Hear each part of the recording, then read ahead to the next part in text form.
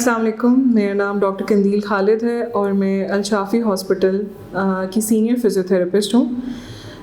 Physiotherapy का शोबा जिस्म की हर हड्डी, जोड़, पट्ठों, रग के इलाज में इस्तेमाल किया जाता है। कोई भी जिस्म का मसला जिसमें हरकत कम हो जाए या दर्द का मसला हो या पट्ठे खिंच जाना, उन सब में फ़िज़ियोथेरेपी काम आती है। फ़िज़ियोथेरेपी बेसिकली जिस्म के इंजीनियर्स होते हैं जो कि हरकत में आपकी मदद करते हैं। हमारे पास बहुत से ऐसे पेशेंट्स आते हैं जिनको कमर दर्द का बहुत मसला होता है, स्पेशली वो जिनका पोस्चर ठीक नहीं होता या जिन लोगों का बैठने का तरीका थोड़ा ख़राब होता है।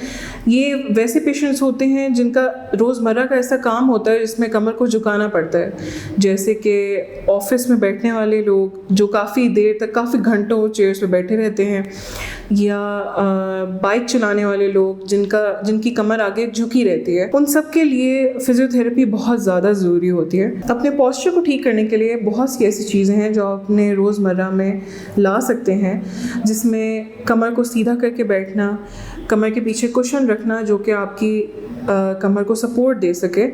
आपकी कमर का एक कर्व होता है जिसको मेंटेन करने के लिए आपको पीछे एक सपोर्ट चाहिए होती है।